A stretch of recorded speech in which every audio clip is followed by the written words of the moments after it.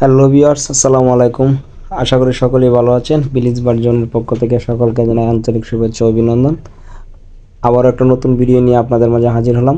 আজকে ভিডিওটা হচ্ছে যে কবুতরকে ছেড়ে পালন করলে যে কি সুবিধা পাওয়া যাবে, আজকে আমি এই ভিডিওর মাধ্যমে আপনাদেরকে বলে দেব। আমি আর যারা আমাদের এই চ্যানেলটিকে এখনও সাবস্ক্রাইব করে নাই, চ্যানেলটিকে সাবস্ক্রাইব করে আমাদের ফ্যামিলির একজন সদস্য হয়ে যাবেন। চলুন শুরু করা যাক। প্রথমত কবুতরকে ছেড়ে পালন করলে যে সুবিধাটা পাওয়া যায় সেই সুবিধাটা হচ্ছে কবুতর যেহেতু উঠতে পছন্দ করে তাদেরকে ছেড়ে দেওয়াই ভালো। উঠতে যত বেশি উঠবে তত বেশি কবুতরের শরীরটা ভালো থাকবে, ওদের পাখনা ভালো থাকবে।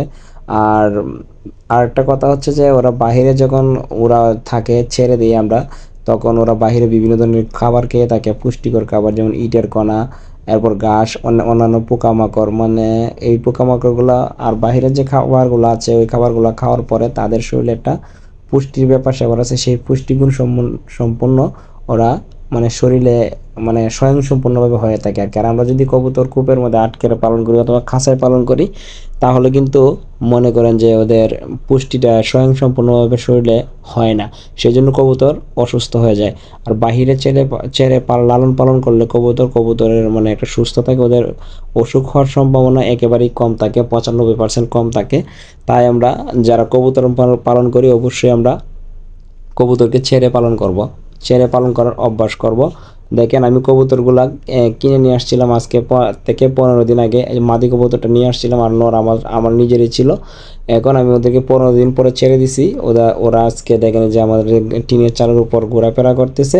তাই মনে করেন যে ওরা অনেক মানে খুশিতে আনন্দে মানে বিভিন্ন ধরনের খাবার খাচ্ছে, মানে নিচে ইটের কণা, এরপরে মানে যে খাবার পাচ্ছে সেটাই খাচ্ছে। এজন্য আমার খাবারের মানটা কম লাগতেছে, বাজার থেকে খাবার কম কিনে আনলেও সমস্যা নেই।